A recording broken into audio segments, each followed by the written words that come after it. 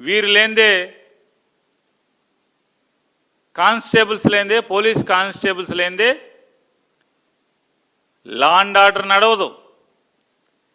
లేదా రాష్ట్రంలో ఉన్నటువంటి అల్లర్లు ఆట కట్టించాలన్నా, అల్లర్లని దాష్టికాలని కట్టడి చేయాలన్నా, లేదా ముఖ్యమంత్రులు, ఉప ముఖ్యమంత్రులు, రాష్ట్రపతులు, ప్రధానమంత్రులు, గవర్నర్లు వీళ్ళందరి పర్యటనలో సాఫీగా సజావుగా సాగాలన్నా, లేదా ఎక్కడన్నా ఒక చిన్న సంఘటన జరిగింది అంటే అది దొంగతనమా, లేదా అఘాయిత్యమా, లేదా దొమ్మినా, లేదా కొట్లాట, ఏది జరిగినా అక్కడ ముందు పరిగెత్తేది పోలీస్ కానిస్టేబుల్. అటువంటి పోలీస్ కానిస్టేబుల్స్ని వాడుకోవటం తప్పితే ఈ ప్రభుత్వం అడ్డగోలుగా చాకిరీ చేయించుకోవటం తప్పితే వారి వెంక కన్నెత్తి చూసేటువంటి పరిస్థితి లేకపోవటం. ఈ రాష్ట్రంలోని రైతాంగాన్ని, ఈ రాష్ట్రంలో ఉన్నటువంటి చదువుకునే విద్యార్థుల్ని, ఈ రాష్ట్రంలో ఉన్నటువంటి ఆడవారి అందరినీ, ఈ రాష్ట్రంలో ఉన్నటువంటి నిరుద్యోగుల్ని, వారు వీరని లేకుండా ఈ రాష్ట్రంలో ఉన్నటువంటి ప్రభుత్వ ఉద్యోగుల్ని వీళ్ళందరినీ మోసం చేసినట్టుగానే ఆఖరికి పోలీస్ కానిస్టేబుల్స్ను కూడా వదలకుండా నారా చంద్రబాబు నాయుడు గారి ప్రభుత్వం మోసం చేస్తూ వస్తుంది, దగా చేస్తూ వస్తుంది. ఇవాళ ఆంధ్రప్రదేశ్ రాష్ట్రంలో ఉన్నటువంటి పోలీస్ కానిస్టేబుల్స్ అందరికీ కూడా ఈ జూన్ మొదటి వారానికి, అంటే ఇవాళ 8వ తారీఖులో ఉన్నామా, జూన్ 8, అంటే ఈ రోజుకి 6 సరెండర్ లీవులు పెండింగ్ ఉన్నాయి. 6 సరెండర్ లీవులు పెండింగ్ ఉన్నాయి. ఈ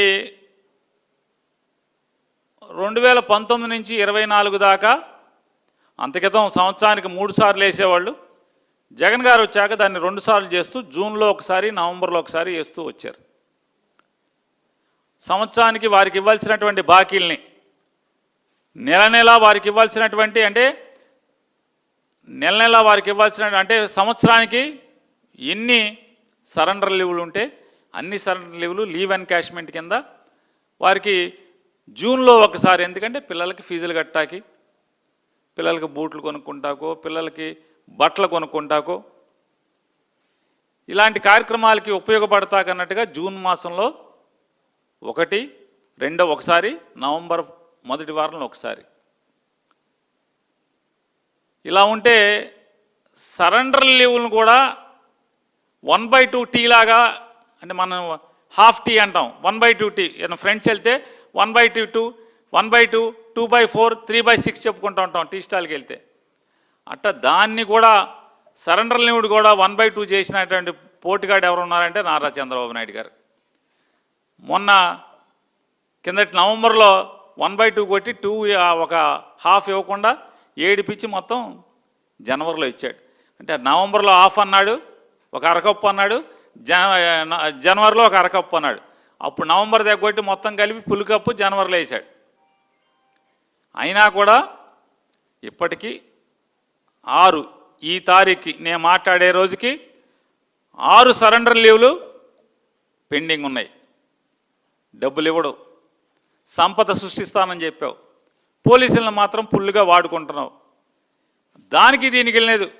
మీరు బ్యాటరీ సైకిల్ వేసుకుని, నారా చంద్రబాబు నాయుడు గారు, హోంమంత్రి గారు ఇద్దరు బ్యాటరీ సైకిల్ వేసుకుని వెళ్తారు. బ్యాటరీ సైకిల్ అంటే అది మనం తొక్కక్కర్లా, స్టైల్గా మాత్రం ఊరికే కాళ్ళు కదుపుతూ ఉంటే అది వెళ్ళిపోతూ ఉంటుంది. చూసేవాడికి మాత్రం వీళ్ళు తొక్కేస్తున్నారు, ఎమ్మ తొక్కుడు తొక్కుతున్నారు అనుకుంటారు. ఆ బ్యాటరీ సైకిల్ చుట్టూ మొత్తం సైకిళ్ళు వేసుకుని తొక్కేది ఎవడా అంటే పోలీసులు, చుట్టూ పోలీసులే. ఆవిడకు 12 సైకిళ్ళు పోలీసులు, ఇతనికి ఒక 50 సైకిళ్ళు పోలీసులు, మొత్తం పోలీసులు. మీరు సైకిల్ మీద షూటింగ్ చేసుకుంటా కూడా ఈ పోలీసులు కావాలి, కానీ వాళ్ళకి ఇవ్వాల్సిన నిమిత్తం వాళ్ళకి ఇవ్వరు. ట్రావెల్ అలవెన్స్ టీఏలు 2024 నుంచి మీరు ప్రమాణ స్వీకారం చేసిన దగ్గర నుంచి ఇవాళ దాకా టీఏ నయా పైసా పోలీసులకు ఇచ్చారు ఎవరికన్నా? ఏ పోలీస్ కానిస్టేబుల్స్కైనా టీఏ మీరు ఇచ్చారా ఇంతవరకు? లా అండ్ ఆర్డర్లో పనిచేస్తే నెలకు 1500 రూపాయలు, అంటే దాదాపుగా 36,000 సంవత్సరానికి, 2 ఏళ్లకి 72,000. లా అండ్ ఆర్డర్లో పనిచేసేటువంటి పోలీసులకి టీఏ కింద ట్రావెల్ అలవెన్స్ కింద 72,000 ఇవ్వాలి. మీరు బాకీ పడ్డారు చంద్రబాబు నాయుడు గారు. నిరుద్యోగం చదువుకుని ఉద్యోగం ఇప్పించలేని పిల్లలకి నెల నెలా 3,000 బాకీ, 1,500 రూపాయలు 18 ఏళ్ళు నిండిన ప్రతి ఆడపిల్లకి నెలకు 1,500 బాకీ, డ్వాక్రా అక్క చెల్లెళ్ళకి బాకీ, 40-50 ఏళ్ళు నిండినటువంటి వెనుకబడిన కులాల వాళ్ళందరికీ పెన్షన్ అది బాకీ, ఇళ్ల స్థలాలు బాకీ, కానిస్టేబుల్స్కి సరెండర్ లీవ్ బాకీ, టీఏ బాకీ. అలాగే ఏపీఎస్పీ కానీ ఏఆర్ కానీ, అంటే ఏపీ ఆంధ్రప్రదేశ్ స్పెషల్ పోలీస్ లేదా armed reserve, Andhra Pradesh armed reserve, ఈ జిల్లాలో ఉంటారు ఆర్మడ్ రిజర్వ్ వాళ్ళు, వీళ్ళకి టీఏ కింద నెలకి 3,000. నెలకి 3,000 అంటే సంవత్సరానికి 72,000, అంతేనా? కాదు, 36,000, 72,000, వాళ్ళకి 36,000, సంవత్సరానికి 18,000, 36,000, అదొక 36, ఇది వాళ్ళకి 36,000 లా అండ్ ఆర్డర్ వాళ్ళకి, వీళ్ళకి 72,000. సరెండర్ లీవ్ ఇవ్వరు, టీఏ ఇవ్వరు. ఇంక బాధలు చూడండి. మీకు కాపలా కాయటం, బందోబస్తుల సంగతి తర్వాత. ఈ లా అండ్ ఆర్డర్లో ఉన్న వాళ్ళకి వీళ్ళందరికీ ఏంటంటే ఇప్పుడు కొత్తగా డ్రంక్ అండ్ డ్రైవ్,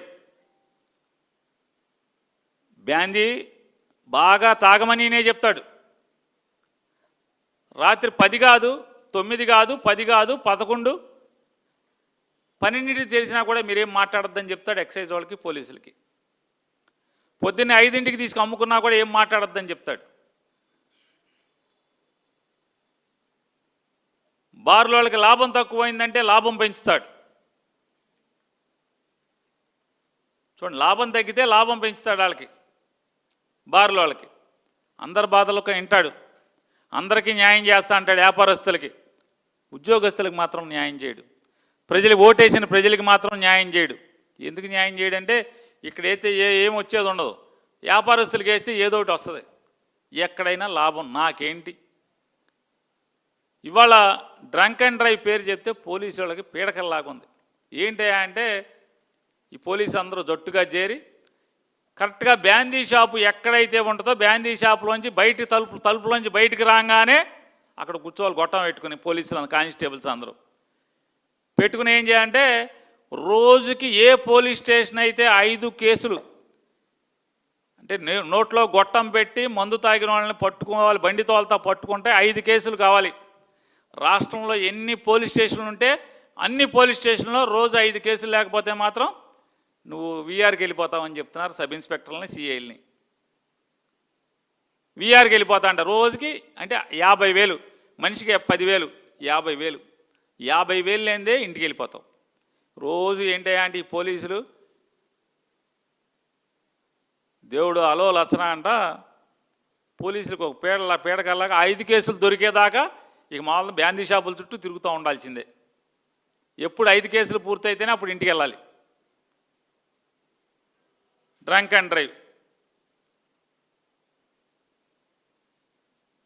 మినిమం 5 కేసులు రాయాలంట. అంటే బాగా తాగించేమని ఈయనే చెప్తాడు, బాగా అమ్మేయమని ఈయనే చెప్తాడు. హెల్మెట్ అంటున్నాడు. హెల్మెట్ అంటే ఏం చేయాలి? మోటివేషన్ చేయాలి. మోటివేషన్ చేయకపోగా హెల్మెట్ లేకపోతే కనుక కేసులు రాసి, ఎస్ రాష్ట్రంలో హెల్మెట్ ఉంటే మంచిదే. మరీ ప్రత్యేకించి హైవే మీద ఖచ్చితంగా లేకపోతే, ఎందుకంటే కుటుంబం చనిపోతే, ఆ ఇంటి యజమాని చనిపోతే, ఇంట్లో ఎవరు చనిపోయినా కూడా ఆ మనిషిని ఎవరు తీసుకురాలేరు. దానికి మోటివేషన్ చేయాలి. మోటివేషన్ వదిలేసి పెనాల్టీ రాయాలని చెప్పి చెప్తారు, పెనాల్టీ మీద ఒత్తిడి చేస్తారు. మామూలుగా రాజకీయాల్లో ఎట్టా అయితే మామూలు మట్టిలోంచి కూడా నూనె తీసేవాడు ఎట్టా ఉంటాడో, కంపలోంచి వ్యాపారం చేస్తాడు, ఇసుకలోంచి వ్యాపారం చేస్తాడు, మట్టిలోంచి వ్యాపారం చేస్తాడు. అసలు దేంట్లో పడితే దాంట్లోంచి వ్యాపారం. చెరువు తవ్వుకోవాలంటే వ్యాపారం, చెరువు కాడ కరెంటు కావాలంటే వ్యాపారం, ట్రాన్స్ఫార్మర్ కావాలంటే వ్యాపారం, లైన్ కావాలంటే వ్యాపారం, పెస్టిసైడ్ సర్టిఫికేట్ కావాలంటే వ్యాపారం. అట్లా పోలీసుల్లో కూడా కొంతమంది పనివాళ్ళు ఉన్నారు. అందరూ అట్లా అక్కడక్కడ మా రాజకీయ నాయకులను చూసి చెడిపోయిన పోలీసులు కొంతమంది ఉంటున్నారు. వాళ్ళైతే హెల్మెట్ల షాప్ వాడితో మాట్లాడుకుంటున్నారు. హెల్మెట్ షాప్ వాడితో మాట్లాడుకుని ఆ హెల్మెట్ షాప్ వాడు ఆటోలో ఫుల్గా ఒక 50, 60, 100 హెల్మెట్లు వేసుకుని వీళ్ళ పక్కనే నుంచుంటాడు. పక్కన ఆటోలో ఉంటాయి. వెంటనే ఏం చేద్దాం, అక్కడికి వెళ్ళి హెల్మెట్ కొనుక్కురా. వెనక భార్య ఉంటుంది, ట్యాంక్ మీద కూతురు ఉంటుంది, లేకపోతే భార్యకి మధ్యలో కూతురు ఉంటుంది. ఈ ఏడుస్తూ ఉంటాడు, దండం పెడతా ఉంటాడు, సార్ వదిలేండి సార్, ఇంటికాడ హెల్మెట్ ఉంది సార్ అది చెప్పి. లేదు కుదరదయ్యా, అక్కడ హెల్మెట్ ఉంది పట్రా వెళ్ళి కొనుక్కురా. హెల్మెట్ కొనుక్కంటే ఫైన్ రాస్తే 3000 రాస్తానంటాడు, లేదా 5000 రాస్తానంటాడు. హెల్మెట్ అయితే 1000 రూపాయలతో కొనుక్కురమ్మంటాడు. హెల్మెట్ కొనుక్కొస్తే ఏంటి, హెల్మెట్ వెంటనే వీడియో తీస్తారు, హెల్మెట్ కొనుక్కొస్తున్నాడు, హెల్మెట్ పెట్టుకెళ్తున్నాడు అని చెప్పని.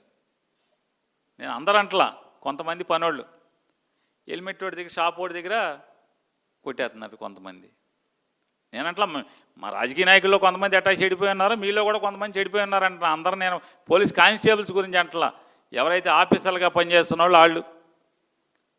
నారా చంద్రబాబు నాయుడు గారు ఎంత తీయ మాటలు చెప్తాడంటే, మామూలుగా సాధారణంగా ఏమనుకుంటారంటే రాజకీయ నాయకుడిని, పోలీస్ ఆయన్ని, ప్లేడర్ని ఇట్లాంటి వాళ్ళని తొందరగా అంటే మాకు లోన్లు కూడా ఎవరు విలేకరికి, రాజకీయ నాయకుడికి, పోలీస్ ఆయనకి, లాయర్కి, విలేకరికి బ్యాంకు వాళ్ళు లోన్లు కూడా ఇవ్వరు. ఎందుకంటే వీళ్ళు బాగా తిరిగితేటలు ఎక్కువ. వీళ్ళకి బాకీ కడతాకి వెళ్తే రూల్స్ మనం వసూలు చేయటానికి వెళ్తే రూల్స్ మాట్లాడతారు. కాబట్టి మనకి ఎందుకు ఇవన్నీ లోన్ ఇవ్వకూడదు అనుకుంటారు, బాగా తెలివితేటలు. అట్లా మరి ఈ తెలుగులో పోలీసులు కూడా ఉన్నారు కదా. నారా చంద్రబాబు నాయుడు గారు ఈ పోలీసు వాళ్ళని కూడా ఎంత మామూలుగా మోసం చేస్తాడంటే, ఎలక్షన్ల ముందు వీళ్ళకి చెప్పాడు, తమ్ముళ్ళు పోలీస్ కానిస్టేబుల్స్ మీ ఇంట్లో భార్య గొడవ చేస్తూ ఉంటుంది, మీ పెళ్లి రోజు కూడా మీకు గుర్తులేదా అని తిడతా ఉంటుంది. నేను చెప్తున్నా పోలీసులందరికీ, పెళ్లి రోజు మీ భార్య పుట్టినరోజు సెలవిస్తా అని చెప్పాడు. కానిస్టేబుల్స్ పెళ్లి రోజు భార్య పుట్టినరోజు సెలవిస్తా అని చెప్పాడు. 2 ఏళ్ళు అయింది, 2 పెళ్లి రోజులు వెళ్ళిపోయినాయి, పుట్టినరోజులు వెళ్ళిపోయినాయి. ఏం చంద్రబాబు నాయుడు గారు ఇంకోటి కూడా చెప్పాడు, ఇట్లా మామూలు చేయి ఇట్లా పెట్టుకుంటాడు చేతిలో, ఈ చేతిలో మైక్ ఉంటుంది, తమ్ముళ్ళు పోలీసులకి వర్క్ ఫ్రమ్ హోమ్ ఇస్తా అంటాడు. మామూలుగా అర్థం కాదు, వర్క్ ఫ్రమ్ హోమ్ ఏంటి అర్థం కాదు, ఇంటికాడ కూర్చొని పని చేయొచ్చు. పోలీసుల నుంచి నిజంగానే పోలీసులు పాపం అనుకున్నారు ఈ సాగు చావలేపు. అందులో మరీ ప్రత్యేకించి షుగరు, బీపీ ఇట్లాంటి వాళ్ళు ఉన్నవాళ్ళు, 50 ఏళ్ళు దాటిపోయి నాకులాగా కొంచెం పొట్టగిట్ట వచ్చేసేసి లావ్ అయిపోయిన వాళ్ళు, ఈ అమ్మ ఇంటికా నుంచి పని చేసుకొట్టంటున్నాడు. ఎంత మంచోడు చంద్రబాబు మన ఎట్టగొట్ట ఏదోటి చేసి చంద్రబాబుని గెలిపించేయాలని చెప్పని బూతులు గాడి ఎమ్మకుద్దురు మామూలుగా వైసీపీ వాడు కనపడితే లాఠీ చార్జ్ చేశారు. మొన్న 24 ఎలక్షన్లు ఎరగొట్టేశారు. మామూలుగా వైసీపీ వాడు ఎక్కడ కనపడితే అక్కడ వాళ్ళు ఎరగొడతాం. టీడీపీ వాడు ఉంటే అటు చూడకుండా తలకాడి తిప్పి వెళ్ళిపోతూ ఉంటారు. టీడీపీ వాళ్ళు 100 మంది ఉంటారు మాట్లాడు, వైసీపీ వాళ్ళు 25 మంది ఉంటారు. ఆయన లాఠీ పెట్టి ఎమ్మకొట్టుడు కొట్టేశారు మొన్న ఎలక్షన్లో. ఏంటంటే చంద్రబాబు నాయుడు ఇవన్నీ పెళ్లి రోజు ఇస్తా అన్నాడు, భార్య పుట్టినరోజు సెలవు ఇస్తా అన్నాడు, వర్క్ ఫ్రమ్ హోమ్ అంటున్నాడు. ఇవన్నీ నిజం అనుకున్నారు పాపం. వర్క్ ఫ్రమ్ హోమ్ కాదు, అసలు ఇంటికాడ పడుకుంటా ఖాళీ ఇవ్వట్లేదు. వర్క్ ఫ్రమ్ హోమ్ దేవుడి వరకు 4 గంటలు 5 గంటలు పడుకుంటాక కూడా పోలీసులకి అవకాశం ఇవ్వట్లేదు నారా చంద్రబాబు నాయుడు. ఆఖరికి నడి వేసవలో వడగాల్పుల్లో కూడా 1వ తారీఖు పెన్షన్కి వెళ్తాడు, ఫోటోలు దిగుతాడు, వీడియోలు దిగుతాడు. అసలు మామూలుగా వెళ్ళి మీటింగ్కి వెళ్ళి వస్తే పర్లేదు, మీటింగ్కి వెళ్ళి వస్తమే కాకుండా మళ్ళీ ఆటో ఎక్కుతాడు, సైకిల్ ఎక్కుతాడు, బండి ఎక్కుతాడు, ఎవడో ఒకటి ఇంటికి వెళ్తాడు. అక్కడ ఆళ్ళకో మైకు వీళ్ళకో మైక్ ఎక్కుతా, అదొక స్టోరీ. వీటికి బందోబస్తు చచ్చిపోతున్నారు. మామూలుగా వడగాల్పుల్లో కూడా ఎలక్షన్ హామీలు చేస్తానే ఇది ఇట్లా. పెళ్లి రోజు లేదు, పుట్టినరోజు లేదు, టీఏలు లేవు, లీవ్ ఎన్కాష్మెంట్ లేదు, వర్క్ ఫ్రమ్ హోమ్ లేదు. ఈ దేవుడు ఈ బాధలో మామూలు కాదు చంద్రబాబు నాయుడు గారు. ఇప్పుడు బయట 45, 50 వేస్తున్నట్టుంది. ఎన్ని తగ్గి కాస్త చల్లబడే వరకన్నా ఆగండి మీరు తిరగటం. ఇవాళ ఈ ఆంధ్రప్రదేశ్లో కానిస్టేబుల్స్ వీళ్ళ పరిస్థితి, ఏఆర్ కానిస్టేబుల్స్ పరిస్థితి ఉంటాయి. ఇక APSP, AR, AP special police, armed reserve, ఈ 2 విభాగాల్లో బాధలు అయితే చెప్పడానికి లెక్కకి మిక్కిలి బాధలు, చెప్పడానికి అలవు కానివి అన్ని. ఏపీఎస్పీలో సుమారుగా 4200 మంది, 4200 మంది సుమారు ఒక కానిస్టేబుల్స్ ఉంటారు. ఈ 4200 మందిలో ఎవడు కూడా కుటుంబాలతో ఉండరు వీళ్ళు. ఎక్కడెక్కడో ఒక 8 బెటాలియన్స్ ఉంటాయి. అవి ఎక్కడో కొండల్లో కోనల్లో ఉంటుంది బెటాలియన్, ఎక్కడో ఊరు చివరి ఎక్కడో ఉంటుంది. ఆ బెటాలియన్లో వీళ్ళందరూ ఉండాలి. లేదా బెటాలియన్లో లేకపోతే కనుక అయితే డ్యాముల దగ్గర, లేదా ఏదో ఒక అడవిలో ప్రాజెక్టుల దగ్గర, లేదా ఎక్కడన్నా పెద్ద పెద్ద గుళ్ళ దగ్గర, ఎయిర్పోర్ట్లలో, లేదా నక్సలైట్లు కూంబింగ్లో, ఇలా 365 రోజులు వీళ్ళు ప్రాణాలను పణంగా పెట్టి ఉద్యోగం చేస్తూ ఉంటారు. అడవుల్లో చేస్తూ ఉంటారు. అన్ని చోట్ల అక్కడ ఇక్కడ అని లేదు, వీళ్ళు చేయని పని లేదు. వీళ్ళు పరిగెత్తకెళ్ళని చోటు లేదు. స్నానం చేసినా చేయకపోయినా పరిగెత్తండి అంటే గబాన్ని లేచి బూట్లు వేసుకుని గబా తుపాకి గుచ్చుకుని పరిగెడతామే ఏపీఎస్పీ వాళ్ళు. నిత్యం వివిఐపి భద్రతల్లో అక్కడ ఇక్కడ లేదు. అసలు వీళ్ళని వాడని చోటు అన్ను ఉండదు. ఏపీఎస్పీ వాళ్ళని అయితే వాడని చోటు ఉండదు. ఆర్మీలో జవాన్లు దేశం కోసం ప్రాణత్యాగం చేసి వీరమరణం పొందుతారు. పెద్ద మెడల్స్ ఇస్తారు భార్యకి, పిల్లలకి, తల్లికి, వాళ్ళకి, వీళ్ళకి. కనీసం దేశం కోసం మా ఆయన ప్రాణం ఇచ్చాడని చెప్పిన కుటుంబం అన్న గర్వపడుతూ ఉంటుంది. కానీ ఏపీఎస్పీలో మాత్రం రిటైర్ అయ్యే వరకు సావలేక బతుకుతున్నట్టుగా ఉద్యోగం చేసే పరిస్థితి. వీళ్ళకి జీవో 329 అని చెప్పి ఒక జీవో ఉంది. 2010లో ఈ జీవో వచ్చింది. 28 డిసెంబర్ 2010. దీని ప్రకారం ఏంటంటే ఏపీఎస్పీలో ఎవరెవరైతే ఉన్నారో ఈ అడవుల్లో, కొండల్లో, గుట్టల్లో, డ్యాముల దగ్గర, గొళ్ళ దగ్గర, రోడ్ల మీద ఈ రైటింగ్లు, లూటీలు జరిగిన చోట, లేకపోతే పెద్ద పెద్ద మనుషులు ప్రాణాలకు ఇబ్బందిగా ఉన్న చోట బందోబస్తు చేయడానికి వీళ్ళందరినీ తీసుకెళ్తారు. వీళ్ళలో 10 సంవత్సరాలు సర్వీస్ ఎవరైతే నిండినాయో, జీవో 329 ఏం చెప్తుందంటే సర్వీసు 10 ఏళ్ల సర్వీస్ ఎవరికైతే ఏపీఎస్పీలో నిండిందో కానిస్టేబుల్స్కి, ఈ సర్వీస్ నిండినటువంటి ప్రతి కానిస్టేబుల్ని కూడా ఏఆర్కి, ఆర్మడ్ రిజర్వ్ కింద వీళ్ళని జిల్లాల్లోకి ట్రాన్స్ఫర్ చేయాలి. ఏఆర్లో కూడా రిక్రూట్మెంట్లో వీళ్ళకి 40% తీసి పక్కన పెట్టాలి. ఆ 40% ఈ 10 ఏళ్ళు నిండినటువంటి ఏపీఎస్పీ కానిస్టేబుల్స్ని డైరెక్ట్గా దాంట్లోకి ట్రాన్స్ఫర్ చేయాలి. ఆ జీవోను అమలు చేయరు. 15 ఏళ్ళు అయింది. 10 ఏళ్ళు కాదు, 15 ఏళ్ళు, 18 ఏళ్ళు, 20 ఏళ్ళు, 22 ఏళ్ళు, 24 ఏళ్ళు సర్వీస్ నిండిన వాళ్ళని కూడా ఏఆర్లో ట్రాన్స్ఫర్ కోసం కళ్ళు కాయలు కాచేలా ఎదురు చూస్తున్నారు. కానీ ఇది అది అమలు చేసుకోదు, ఆ జీవో అమలు చేసుకోదు. ఏపీఎస్పీలో రిక్రూట్ అయినాడు ఇక మామూలుగా అయితే శ్రీకాకుళం, కడప, ఒంగోలు, కర్నూలు ఇట్లాంటి జిల్లాలు ఉన్నాయి. వీళ్ళు మామూలుగా అక్కడే రిక్రూట్ అయ్యి అక్కడే బెటాలియన్లోనే రిటైర్ అయిపోయిన పరిస్థితి వచ్చేస్తుంది ఈ జీవో తర్వాత కూడా. ఈ జీవో వచ్చిన తర్వాత కూడా ఇన్నేళ్ళు సర్వీస్ కూడా వాళ్ళు బెటాలియన్లోనే ఈ వెట్టి చాకరీ చేస్తా రిటైర్ అయిపోతున్న పరిస్థితి ఉంది. ప్రభుత్వ పెద్దలకి నారా చంద్రబాబు నాయుడు గారు, లేదా లోకేష్ నాయుడు గారు, హోమ్ సెక్రటరీ గారు, డీజీపీ గారు, హోమ్ మినిస్టర్ గారు, వీళ్ళందరికీ ఇది ఎందుకు అమానవీయం అనిపించట్లేదో నాకు అర్థం కాదు. ప్రభుత్వ జీవో ఉండి వీళ్ళని ఇట్లా వెట్టి చాకరీ కింద వాడటం అమానవీయమా కాదా చెప్పండి. అయినా మీరు పట్టించుకోరు, మీ చెవులకి ఎక్కదు, మీ కళ్ళకి కనపడవు, మీ మనసు రాదు మీకు ఎవరికి కూడా. ఇక మన పవన్ కళ్యాణ్ గారు ఉన్నారు. 2014లో పార్టీ పెట్టిన కాడి నుంచి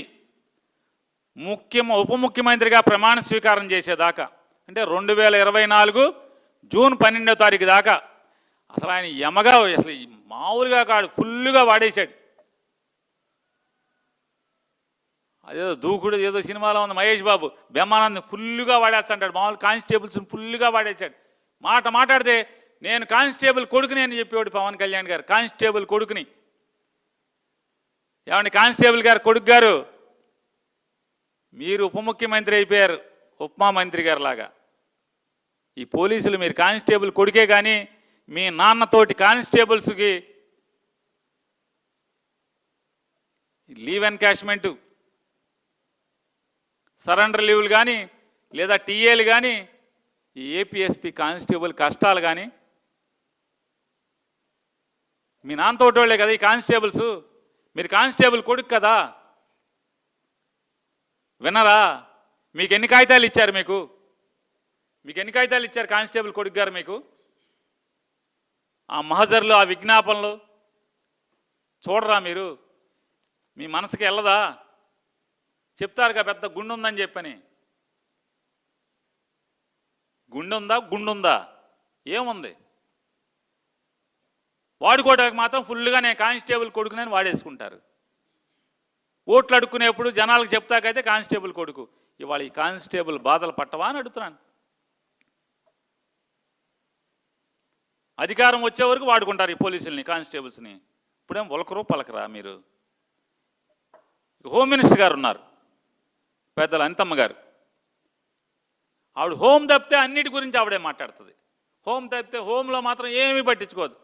అఘాయిత్యాలు పట్టించుకోదు, లా అండ్ ఆర్డర్ ఫెయిల్యూర్స్ పట్టించుకోదు, మర్డర్ల గురించి పట్టించుకోదు, రేపుల గురించి పట్టించుకోదు, పోలీసులు చచ్చిపోయినా పట్టించుకోదు, పోలీసులు తన్నినా పట్టించుకోదు, పోలీసులు తెలుగుదేశం గుండాలు కుమ్మినా పట్టించుకోదు, ఈ పోలీసులు బాధలు పట్టించుకోదు. పోలీసులకి సరెండర్ లీవులు, టీఏలు, ఈ ఏపీఎస్పీ కానిస్టేబుల్ ట్రాన్స్ఫర్లు. జగన్ మీదకి మాత్రం మూడో కాలు మీదకి వచ్చేస్తుంది ఆవిడ. జగన్ని తిట్టాలి, ఎవడున్నాడరా మీ మంత్రుల్లో? జగన్ చంద్రబాబు లేస్తాడు, లేదా లోకేష్, ఎవడున్నాడరా మనడు అందుబాటులో? జగన్ తిట్టాలి, నేనున్నాను సార్ అని విశాఖపట్నం నుంచి పరిగెత్తుకు వచ్చేస్తుంది ఆవిడ. మిగతా వాళ్ళు ఇక్కడ ఉంటారు, బెజవాడలో ఉంటాడు, ఈ పక్కన గుడివాడలో ఉంటారు, ఆ పక్కన అక్కడ ఉంటారు, ఈ పక్కన నూజివీడులో ఉంటారు, ఏలూరులో ఉంటారు, అన్ని చోట్ల ఉంటారు, పాలకొల్లో ఉంటారు, ఈ పక్కన ఉంటారు. వాళ్ళేమో సైకిల్ వేసుకు రావాలి, ఈవిడ విమానం వేసుకొస్తుంది కదా, అందుకని లేట్ అయిపోద్ది అనుకుంటా. ఆవిడ ముందు వచ్చి మాట తిట్టి వెళ్ళిపోద్ది జగన్ గారు. ఆవిడ మాత్రం చాలా సులువుగా ఈ జీవో 329 మాత్రం transfer of APSP constables to AR constables మాత్రం అంగుళం కదలదు. 2010, 2026 ఇది, అంటే 16 ఏళ్ళైనా ఇది కదలదు. హోమ్ మినిస్టర్ గారు మాత్రం చాలా సులువుగా క్రిస్టియన్ నుంచి హిందూగా ట్రాన్స్ఫర్ అయిపోయారు. ఆవిడ మాత్రం ఎంత సులువుగా అంటే అంత సులువుగా ట్రాన్స్ఫర్ అయిపోయారు. ఈ శాఖలో మాత్రం ఈ జీవో మాత్రం ఈ ఏపీఎస్పీ కానిస్టేబుల్స్ మాత్రం ట్రాన్స్ఫర్ అవ్వరు ఏఆర్కి. అరే మీ కింద అనితమ్మ గారు వెట్టి చాకరీ చేస్తున్నారండి వాళ్ళు. ఏపీఎస్పీ కానిస్టేబుల్స్ నీ శాఖలో, నీ మంత్రిత్వం కింద, నీ కింద వెట్టి చాకరీ చేస్తున్నారు. కనపడదా? కనీసం వాళ్ళ అర్జీలు వినపడవా? 10 ఏళ్ళు దాటినటువంటి సర్వీస్ ఉన్న వాళ్ళని 10 ఏంటి, 15, 18, 20, 22, 24 ఎన్నేళ్ళు నిండి వాళ్ళకి ఏఆర్ కింద ట్రాన్స్ఫర్ చేయరా? మీకు ఎన్నిసార్లు మొరబెట్టుకున్నారు మీరు? మీకు చెప్పండి మంత్రి గారు, ఎన్నిసార్లు మొరబెట్టుకున్నారు మీరు? మీకు సీఎం గారికి బ్యాటరీ సైకిల్ మీరు బరాబరా మామూలు దానంతటా వెళ్ళిపోద్ది సైకిల్, అయినా సరే మీరు ఫుల్ యాక్టింగ్గా తొక్కేస్తుంటే మాత్రం వీళ్ళు కాపలా కాచేయాలి.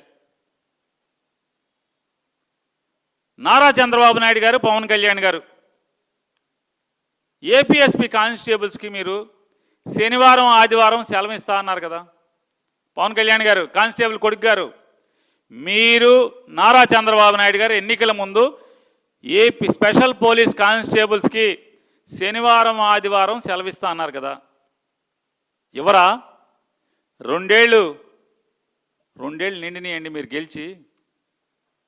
ఎలక్షన్ హామీ 2 ఏళ్ళు నిండి అయినా ఎవరు మీరు? ఇస్తామన్నారు కదా.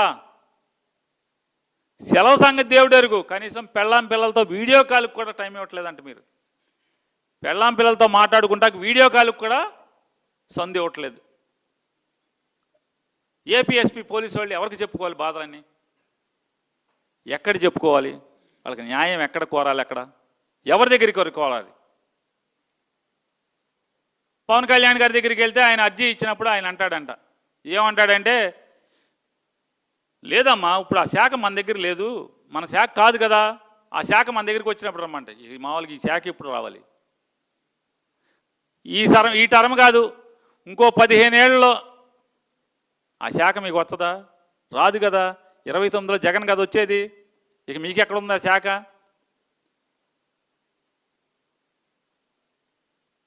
పేరుకేమో డిప్యూటీ సీఎం, మీకు ఆ శాఖతో సంబంధం లేదు.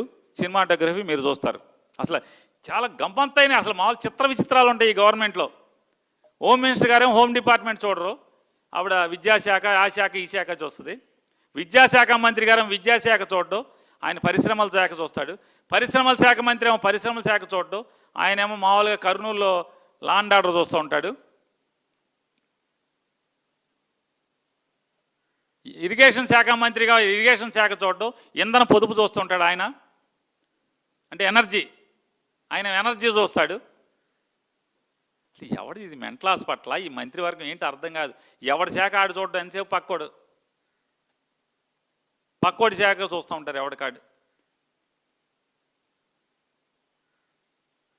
నిజంగా ఎంత దుర్భరంగా ఉంటుందంటే, కానిస్టేబుల్ కొడుకు గారు కాస్త మనసు పెట్టండి. ఆర్డర్లీ వ్యవస్థ ఎంత నీచమైంది, అది నీచమైందా కాదు ఆర్డర్లీ వ్యవస్థ? ఈ కానిస్టేబుల్స్ లా అండ్ ఆర్డర్లో కానీ, ఏఆర్లో కానీ, ఏపీఎస్పీలో కానీ, ఇందులో ఉన్నటువంటి కానిస్టేబుల్స్ అందరూ ఎవరు అనుకుంటున్నారు? MSc, MA, MCom, BEd, engineering degree చదువుకున్న వాళ్ళు తక్కువ ఉంటారు. ఆర్డినరీ డిగ్రీ బిఏ బీకామ్ చదువుకున్న వాళ్ళు ఇంతెంత చదువులు చదివి ఆర్డర్లీ వ్యవస్థ కింద పనిచేయటం అంటే ఇళ్లల్లో వంట చేయటం, ఇళ్ళు తొడవటం, బట్టలు ఉతకటం, కార్లు కడగటం, కారు తోలటం, మొక్కలకు నీళ్లు పోయటం, మొక్కలు కత్తిరించటం, ఇంట్లో సిమెంట్ పని చేయటం, తాపీ పని చేయటం, ఇళ్ళు కట్టడం, బాత్రూములు కడటం, ఇంత చదువులు చదువుకున్నటువంటి ఈ కానిస్టేబుల్స్కి ఈ వెట్టి చాకరీ చేయటం ఘోరం కాదా? చేయించుకోవటం ఘోరం కాదా? అవమానం కాదా అన్నాను. పవన్ కళ్యాణ్ గారు చెప్పండి. చాలా చెప్తారు కదా మీటింగ్లో, ఆత్మగౌరవం అంటారు, అయ్యి అంటారు, ఇయ్యి అంటారు. వీళ్ళకి నెలలో 4 రోజులు భాగ్యం కలివేది కుటుంబాలతో, పెళ్ళాం పిల్లలతో గడిపే భాగ్యం 4 రోజులు. ఆర్డర్ల వ్యవస్థకి ఎందుకు వెళ్తారు ఇంత చదువుకుని? సార్ మనసు పెట్టండి, మీకు అర్థమవుద్ది. కనీసం ఆర్డర్లీ వ్యవస్థలోకి వెళ్తే, ఆర్డర్లో ఎవడొకటి ఇంట్లో చాకరీ చేస్తే, బట్టలు ఉతికితేనో, ఎవడొకటి ఇంట్లో పిల్లలకి ఆ లాలనా పాలన చూస్తేనో, పిల్లల ముడ్లు కడిగితేనో, వాళ్ళ బాధ్యతలు చూస్తేనో, లేదా ఇంట్లో వంట చేస్తేనో, మొక్కలకి నీళ్లు పోస్తేనో, కారు కడిగితేనో, కనీసం 4 రోజులు 5 రోజులన్నా భార్యాపిల్లల దగ్గరికి వెళ్తాకి సెలవిస్తారని చెప్పి, 4 రోజులు 5 రోజుల్లో భార్యాపిల్లల దగ్గరికి వెళ్ళి సెలవిస్తారని చెప్పి వెళ్ళి గడపచ్చు అని చెప్పని ఎందుకు వెళ్తారు? ఆఖరికి రిటైర్ అయిపోయిన ఐపీఎస్ల ఇళ్ల కాడ కూడా ఆర్డర్లీ వ్యవస్థ నడుస్తుంది కదా. రిటైర్ అయిపోయిన ఐపీఎస్ల ఇళ్ల దగ్గర కూడా వీళ్ళు పనిచేస్తున్నారు కదా. ఎందుకని ఈ వెట్టి చాకరీకి ఎందుకు వెళ్తారు? చదువుకుని కూడా ఎందుకు వెళ్తారంటే, ఫాలిన్ అక్కర్లేదు, ఫీల్డ్ బందోబస్తుకు ఉండదు, గార్డ్ డ్యూటీ ఉండదు, ఇట్లాంటివన్నీ ఎగ్జామ్షన్స్ ఉంటాయి. ఆ టైంలో నా భార్య పిల్లలతో ఫోన్లో మాట్లాడుకోవచ్చు అని కదా.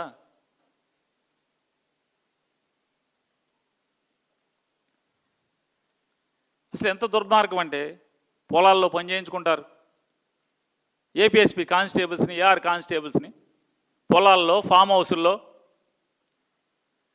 వీళ్ళెక్కడన్న అధికారులు, కొంతమంది మంత్రులు సొంత ఇల్లు కట్టించుకుంటుంటే ఆ ఇళ్ళ దగ్గర తాపీ పని చేయించుకోవటం, కూలి పని చేయించుకోవటం, వాటరింగ్ చేయటం. ఆఖరికి బెటాలియన్లో కన్స్ట్రక్షన్ కూడా మొత్తం వీళ్ళనే వాడుకుంటారు కదా. పోనీ వాళ్ళ సొంత మన వ్యవస్థకి మనం కడతాంలే, శ్రమజానం చేస్తాంలే అనే సమాధానం చెప్పుకోవచ్చు. కానీ అది కాదు కదా.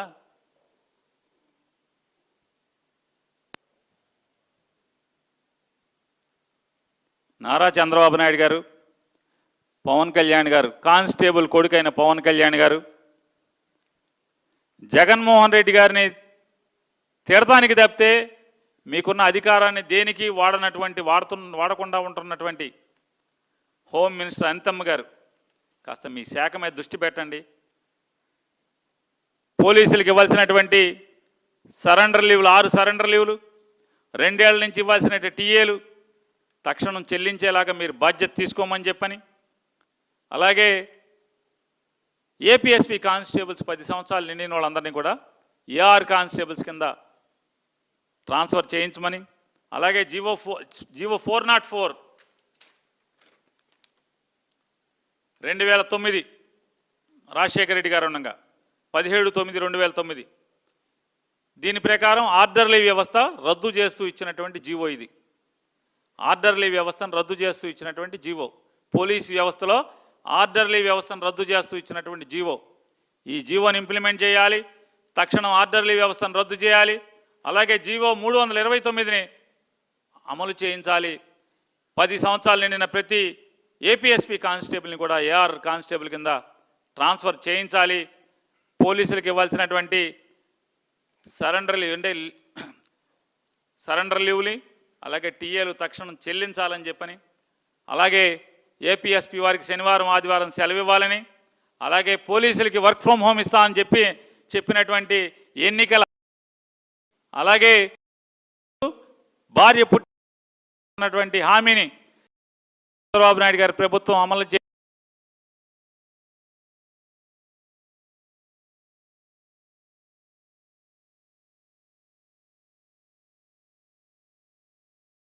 వైఎస్ఆర్ కాంగ్రెస్ పార్టీ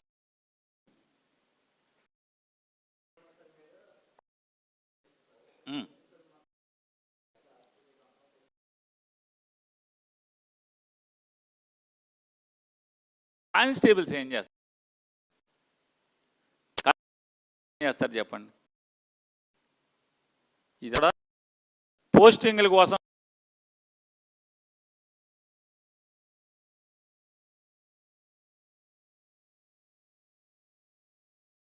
చేస్తున్నటువంటి కక్కుడు కేసులు ఈ వైఎస్ఆర్ కాంగ్రెస్ పార్టీ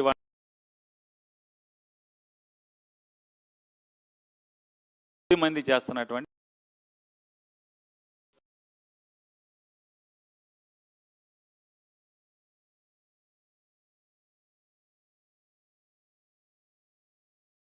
గారు తీసేసుకుంటున్నాం. నారా చంద్రబాబు మోడీ గారి దగ్గర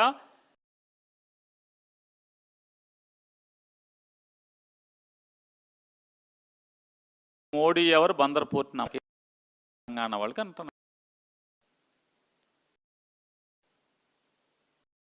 ఆస్తి కాదు ఇది, తల్లిదండ్రుల కాదు బందర్ పోర్ట్, ఇది ఆస్తి కాదు, రాష్ట్ర ప్రజల ఆస్తి. అది బందరు పోర్ట్ కన్నెత్తి చూసిన, పోర్టు మీద వేసిన చెరబడదామని చూసిన వైఎస్ఆర్ కాంగ్రెస్ పార్టీ చెప్పని చెప్తున్నాం. వైఎస్ఆర్ బాధ్యత తీసుకుంటుంది. ఇది ప్రజల ఆస్తి.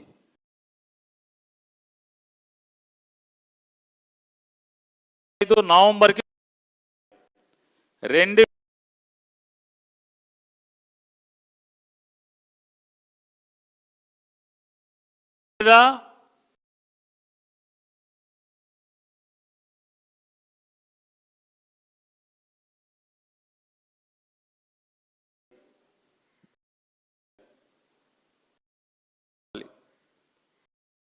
ఇంతవరకు అక్కడ డ్రెడ్జింగ్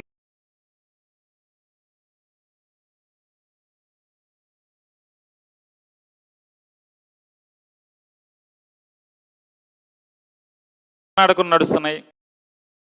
అంటే 2000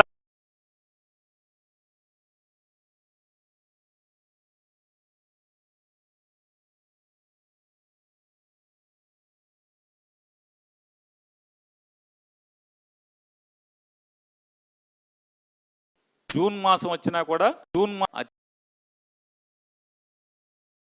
డ్రెడ్జింగ్ పనులు ఆగి బెర్త్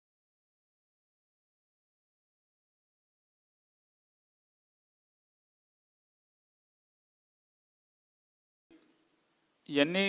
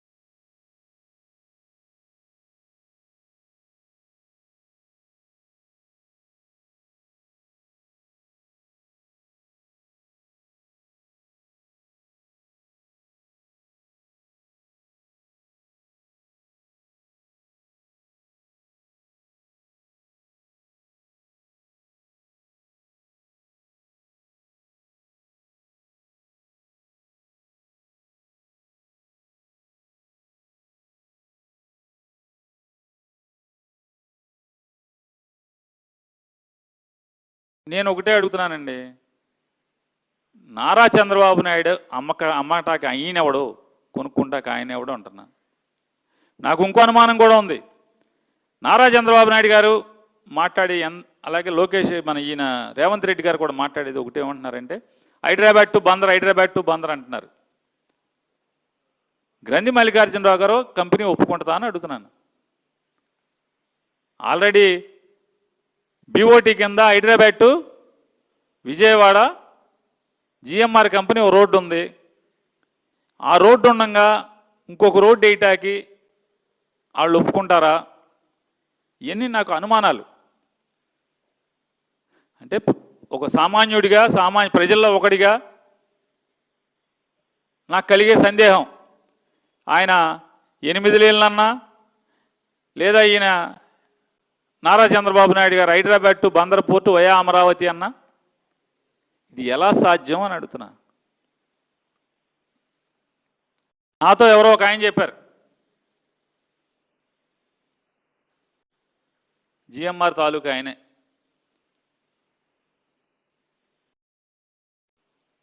సెంట్రల్ గవర్నమెంట్లో ఉన్నటువంటి ఒక ఆయన.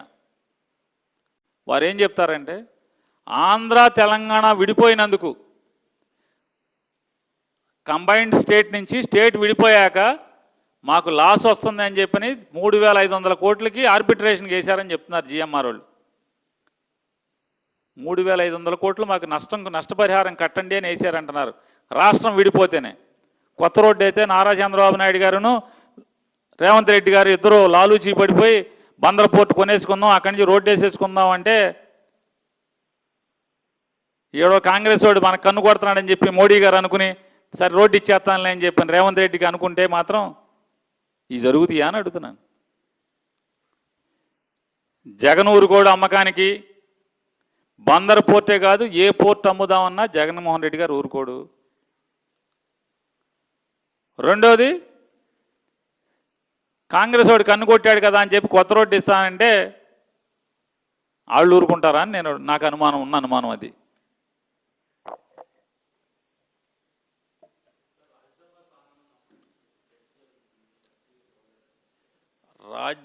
రాజ్యసభ స్థానాల్లో ఎస్సీలకు ఇవ్వలేదని చెప్పి చర్చ జరుగుతుందా? అంటే బీసీలకి ఓసీలకి ఇచ్చారు, ఎస్సీలకి ఇవ్వలేదనే? ఎస్సీలకి ఇచ్చారుగా, 2 ఎస్సీలకి ఇచ్చారు కదండి. ఎందుకు ఊరికే మీరు కూడా చంద్రబాబు నాయుడు గారు ఊరికే ఆడిపోసుకుంటా తప్పితే 2 ఎస్సీలకి ఇచ్చారుగా. ఏమండి ఎస్సీలు ఆయన రామకృష్ణ గారును మన చంద్రబాబు నాయుడు గారు ఇంటి ఓనర్ పేరేంటండి లింగంనేని రమేష్ గారు, వాళ్ళిద్దరు ఎస్సీఏగా, సేమ్ క్యాస్ట్. ఇక ఎస్సీలు అట్లా ఆనందం. ఇప్పుడు నారా చంద్రబాబు నాయుడు గారి ప్రభుత్వం ఎప్పుడున్నా కూడా రాజ్యసభ ఎలక్షన్లు వచ్చినాయంటే వెంటనే ఎస్సీలందరూ కూడా ఎస్సీకి ఇచ్చాడని సంబరపడటమే. సేమ్ క్యాస్ట్ని చంద్రబాబు నాయుడు గారు సేమ్ క్యాస్ట్కి ఎప్పుడు ఇస్తాడు ఆయన? ఏమండి పాపం ఎప్పుడు మామూలుగా ఇది గుమ్మడికాయ దిష్టి తీసినట్టుగా ఎప్పుడు ఎలక్షన్లు వచ్చినా ఆయన పేరు వస్తూ ఉంటుంది. ఇవన్నీ మామూలే. ఎస్సీలకి ఇచ్చేసాడు, సరిపెట్టుకోవటమే. సేమ్ క్యాస్ట్కి ఇచ్చాడు.